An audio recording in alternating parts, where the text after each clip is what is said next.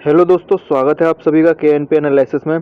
दोस्तों, जैसा कि आपको पता है कि ईशिता किशोर मैम जो ऑल इंडिया रैंक 1 यूपीएससी 2022 है, उनकी हम जीएस 2 की कॉपी डिस्कस कर रहे हैं, डेली डिस्कशन कर रहे हैं और हम अभी तक 2 एपिसोड इसके कर चुके हैं, तो आज ये तीसरा एपिसोड है। मैं आपको एक और चीज़ बता दूं, अगर आप सीरियस एस्पिरेंट नहीं है, केवल जैसे कि जो मोटिवेशन वाली रील्स होती हैं इंस्टाग्राम पे, उन्हें देख के अगर इस वीडियो पे आ गए हैं तो आपने मेरा एक व्यू बढ़ाया, उसके लिए धन्यवाद। लेकिन अगर आप सीरियस एस्पिरेंट हैं इस पेपर को लेकर के और अपनी मेंस आंसर राइटिंग को लेकर के, तो मैं क्या करता हूँ, मैं उस टॉपिक को भी लास्ट में पूरा क्लियर करता हूँ जो टॉपिक क्वेश्चन में होता है। और पहले देखते हैं हम इन्होंने कैसे लिखा है, ईशिता किशोर मैम ने कैसे लिखा है, फिर टॉपिक के प्रोज कॉन्स एंड जो टॉपिक का कंक्लूजन और इंट्रोडक्शन होता है उसे लास्ट में हम अलग से टॉपिक के बारे में डिस्कस कर लेते हैं, जिससे कि आपका एक टॉपिक भी कवर हो जाता है। और इस पेपर में, इस टेस्ट सीरीज में सारे नए टॉपिक्स गिवन है। तो आज उनका फोर्थ क्वेश्चन हम करने वाले हैं, तो चलते हैं उनके फोर्थ क्वेश्चन की तरफ। ये देख सकते हैं आप यहाँ पे हमने कि उनके पहले क्वेश्चन 1, 2, 3 जो है वो हमने बहुत डिटेल में डिस्कस किए हुए हैं। अगर अभी तक आपने वो वीडियोज़ नहीं देखे हैं तो उन वीडियोज़ को जरूर देख लीजिएगा, बहुत फ़ायदा होने वाला है। शुरुआत करते हैं क्वेश्चन नंबर 4 से। यहाँ क्वेश्चन नंबर 4 आ गया। Do you agree with the view that adopting a framework for lobbying will strengthen participating governance and ease of doing business in India, answer in 150 words. यानी कि इसका जो मेन कंसेप्ट है वो लॉबिंग है। तो मैं इस जो मैम का आंसर जब खत्म हो जाएगा उसमें हम लॉबिंग भी डिटेल में डिस्कस करने वाले हैं कि लॉबिंग होता क्या है। लेकिन देखते हैं कि लॉबिंग का, अगर मैं पहले आपको थोड़ा सा इंट्रोडक्शन दे दूं, क्योंकि आप बाद में समझ नहीं पाओगे जब तक लॉबिंग नहीं पता होगा। लॉबिंग एक ऐसा ग्रुप होता है, एक ऐसा बिजनेस ग्रुप होता है, एक ऐसा बिजनेस इन्फ्लुएंसर होता है, मैं इन्फ्लुएंसर बोलूँगा उन्हें, इन्फ्लुएंसर होते हैं जो सरकार को, जो गवर्नमेंट को उसकी पॉलिसीज में इन्फ्लुएंस करते हैं, जो गवर्नमेंट को उसकी पॉलिसीज में इन्फ्लुएंस करते हैं, जिससे कि गवर्नमेंट जो पॉलिसीज है वो उन बिजनेस के हिसाब से बनाए। समझ गए? जैसा प्रेशर ग्रुप होता है, प्रेशर ग्रुप फ्री में काम करते हैं, और जो ये लॉबिंग जो होता है ये पैसे लेकर के ऐसा काम करते हैं। तो ये लॉबिंग और प्रेशर ग्रुप में अंतर है। आप समझ गए होंगे लॉबिंग क्या होता है। बात करते हैं क्वेश्चन की तरफ। तो इन्होंने बोला है कि lobbying has been an informal mechanism for influencing policy making favourably. यानी कि लॉबिंग जो है वो एक इनफॉर्मल मैकेनिज्म है, क्योंकि लॉबिंग कहीं भी डिफाइंड नहीं है, इसके लिए कोई एक्ट एंड रूल नहीं बना हुआ, इसलिए इन्होंने इनफॉर्मल लिखा। करता क्या है, इन्फ्लुएंसिंग पॉलिसी मेकिंग फेवरेबली। जो पॉलिसी मेकिंग होती है उनको इन्फ्लुएंस करता है, फेवरेबली का मतलब अपने अकॉर्डिंग। मैंने आपको ये चीज़ पहले बता दी, आपने ये चीज़ देख लिया होगा, ये इंट्रोडक्शन की बात है। फिर बात आई है कि need for adopting a framework as a framework, यानी कि आपको लॉबिंग का फ्रेमवर्क बनाना क्यों, लॉबिंग का फ्रेमवर्क बनाना क्यों, उसे रेगुलेट करना क्यों। ठीक है, ये बात हम देखते हैं। तो ईशिता किशोर मैम ने क्या लिखा है, सबसे पहले इन्होंने लिखा है formalise the channels of communication. जो भी चीज़ आपको अगर अभी समझना है तो मैं लास्ट में जो टॉपिक कवर कराऊंगा उसमें आप सारी चीज़ें समझ जाएगी। अभी बस देखते रहिएगा कि लिखने का तरीका क्या होना चाहिए, पैराग्राफ कैसे लिखा है इन्होंने, कंक्लूजन इन्होंने कैसे छोटा सा देके 10 नंबर क्वेश्चन में बात आगे कर दी, सीधे ये क्वेश्चन पे आ गए। तो formalise the channels of communication for participation in systematic way, यानी कि अब कम्युनिकेशन आसानी से हो जाएगा। अभी तक जो मंत्री जी से इनडायरेक्ट मीटिंग करते थे वो डायरेक्ट खुल के मीटिंग कर सकते हैं। ठीक है। दूसरा, government of India consulted milk corporation before RCP deal. जैसे आपको पता है आरसीपी से हम बाहर हो गए थे, लेकिन उससे पहले हमने मिल्क कॉर्पोरेशन से बात की थी, भाई तुम्हें क्या नुकसान फायदा होने वाला है। तो एक बेस्ट एग्जाम्पल हो सकता है। दूसरा है permanent prevent resentment from snowballing, यानी कि प्रोटेस्ट अगेंस्ट 3 फार्म बिल। अब इसमें क्या हुआ था, प्रोटेस्ट अगेंस्ट 3 फार्म बिल में जो फार्मर्स थे वो भी तो एक बिजनेस टाइप ही है, या जो बिजनेसमैन को तो फायदा हो जाता है, लेकिन ये भी तो अपना सामान जो है, अपना अनाज जो है वो बेचते हैं या खरीदते हैं, है ना। तो कहीं ना कहीं जो ऐसी रिसेंटमेंट है, जो पॉलिसी के बाद में दिक्कत होती है, वो दिक्कत खत्म हो जाएगी, उस दिक्कत का सॉल्यूशन आपने पहले मिल जाएगा। तीसरा पॉइंट क्या लिखा है इन्होंने, deeper connect between law makers and the section of society, this will address trust deficit. बिल्कुल लॉ मेकर होगा, सोसाइटी की भी बात वो कर लेंगे आराम से कि भाई देखो हम ये चाहते हैं, है ना, तो तुम ये जो पॉलिसी है ये हमारे हिसाब से बना दो, इस लॉ को हमारे हिसाब से बना दो। तो कहीं ना कहीं जो ट्रस्ट डेफिसिट वाला इशू है वो खत्म हो जाएगा।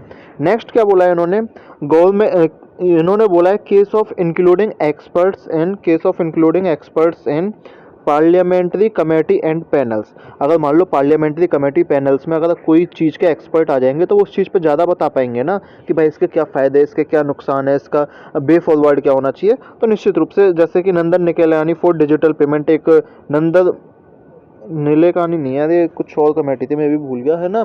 एक जैसे कि एक नचिकेता कमेटी थी है ना, मोर नचिकेता कमेटी करके कुछ है डिजिटल पेमेंट के लिए, तो ऐसी भी बहुत सारी कमेटी आ सकती हैं, हालांकि वो पार्लियामेंट्री कमेटी नहीं थी।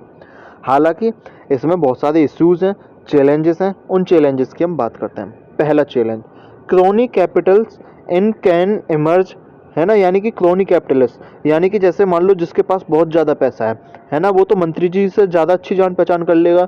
अब मंत्री जी तो उसी के फेवर में पॉलिसी बनाने लगेंगे, मंत्री जी तो उसी के फेवर में पॉलिसी बनाने लगेंगे।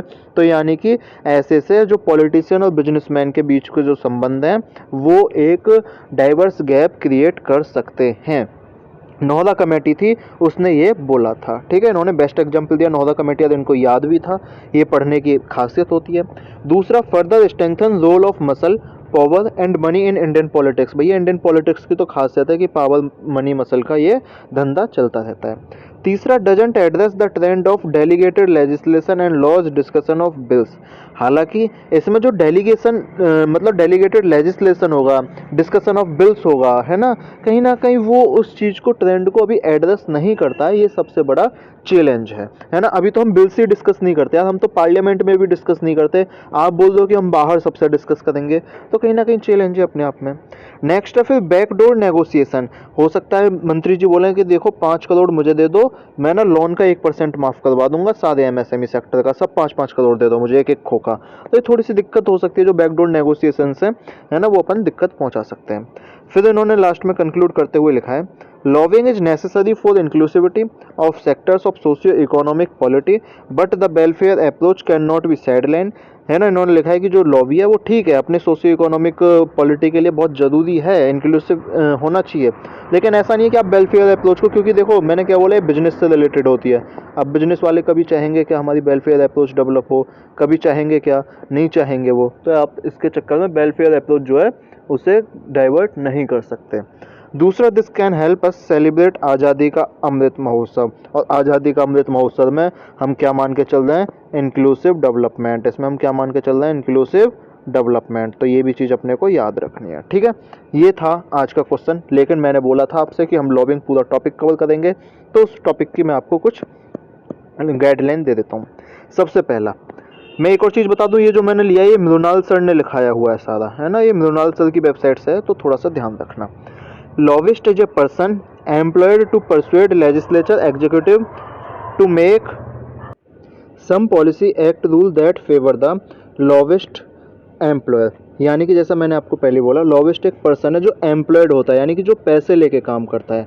काम क्या करेगा, वो लेजिस्लेचर है जो एग्जीक्यूटिव है उनको इन्फ्लुएंस करेगा कि वो कुछ ऐसा पॉलिसी एक्ट रूल बनाए जो लॉबिस्ट का, जिस लॉबिस्ट, जैसे लॉबिस्ट मान लो मेरे यहाँ नौकरी करता है या एक्स के यहाँ नौकरी करता है, ठीक है, और वाई लॉबिस्ट है, तो वाई जो है वो बिजनेस गवर्नमेंट को इन्फ्लुएंस करेगा कि वो ऐसी पॉलिसी बनाए जो एक्स के लिए फ़ायदेमंद हो, है ना। ये होता है लॉबिस्ट का काम, ये अपन याद रखना है, ठीक है, याद रख लेंगे इसे। लॉबिस्ट समझ आ गया।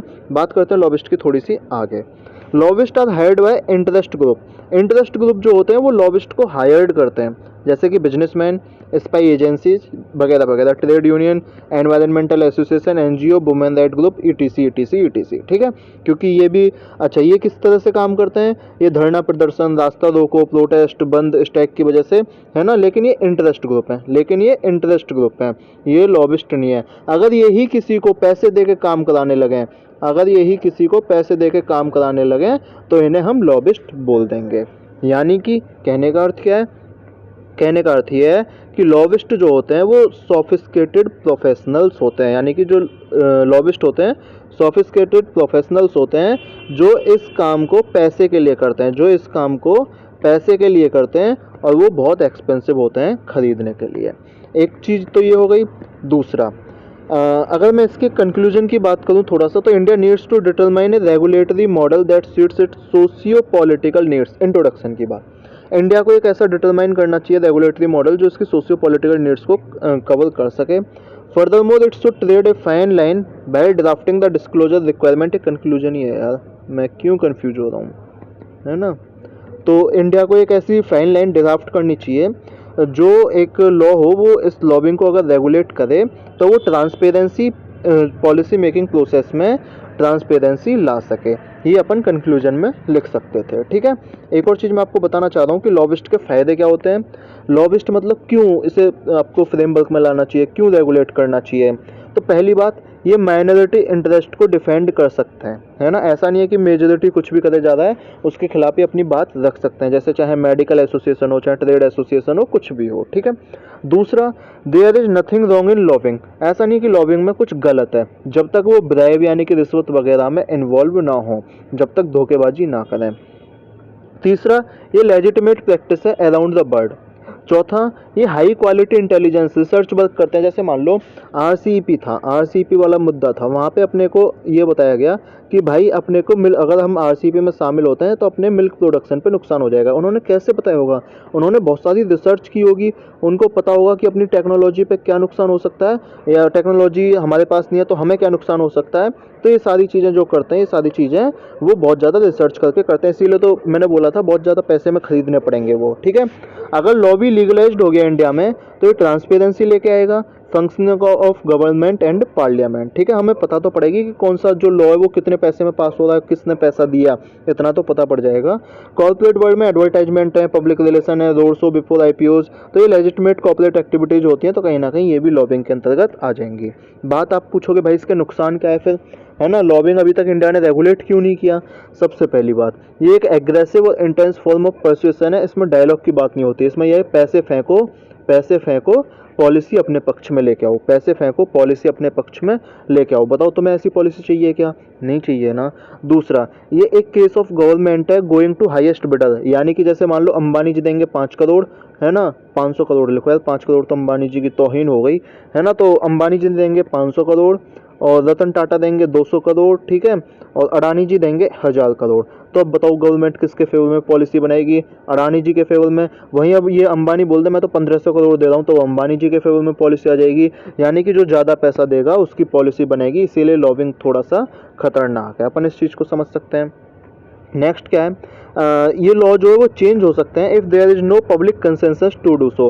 मान लो पब्लिक तो नहीं चाहती, पब्लिक चाहती कि जो सरकार ला रही थी वो सही है, लेकिन जो बिजनेसमैन है वो तो अपने अकॉर्डिंग कराएगा ना, वो तो जंगल कटवाएगा, वो जंगल कटवाएगा। पब्लिक तो नहीं चाहती जंगल कटवाने के लिए, तो कहीं ना कहीं वो पब्लिक कंसेंसस वहाँ पे नहीं होती, आप समझ गए होंगे। अगेंस्ट राइट टू इक्वलिटी, है ना भाई, देश में ऐसा थोड़े है बिजनेसमैन का राज चलेगा। राइट टू इक्वलिटी अपने देश में आर्टिकल नंबर कौन से में, 14 में, ठीक है, तो राइट टू इक्वलिटी होगी, ये चीज़ अपन याद कर सकते हैं, है ना। और लास्ट में, our country doesn't have requisite safeguard so accountability in such lobbying case. अपनी अकाउंटेबिलिटी तो वैसे भी नहीं है इंडिया की, है ना, तो कहीं ना कहीं यहाँ पे बहुत सारे घोटाले, 2Gs, है ना, रेडिया गेट्स, ऐसे ऐसे कुछ। रेडिया गेट्स क्या है, ये एक एग्जाम्पल है, ये एक एग्जाम्पल है ना, लॉबिंग का ये एक एग्जाम्पल है। अब आप एग्जाम्पल 2 और एग्जाम्पल बता देता हूँ मैं। तो एक Ghulam Nabi फ़ाय, anti Kashmir lobbying USA में, और तीसरा नीदा राडिया जो थी, उन्होंने ए राजा को टेलीकॉम मिनिस्टर बनवाया था लॉबिंग की तरह काम करके, यानी कि ए राजा से पैसे लिए और उनको फिर मिनिस्टर बनवा दिया सरकार को इन्फ्लुएंस करके। ये चीज़ आप समझ सकते हैं, समझ गए होंगे अभी तक, आपको पता पड़ गया होगा इस चैनल का महत्व, इसीलिए आप चैनल को सब्सक्राइब करने वाले तो हैं ही। इसके साथ आप वीडियो को लाइक कर दी होगी अभी तक, इसके साथ साथ आप वीडियो को शेयर करने वाले भी हैं आज। अगर नहीं किए हैं ये तीनों काम तो प्लीज़ ज़रूर करिएगा, और इस चैनल पे आप जो भी कुछ नया चाहते हैं वो आपको लगातार मिलता रहेगा। तो सब्सक्राइब कीजिए, लाइक कीजिए, शेयर कीजिए। मिलते हैं आप सभी से नेक्स्ट वीडियो में, धन्यवाद।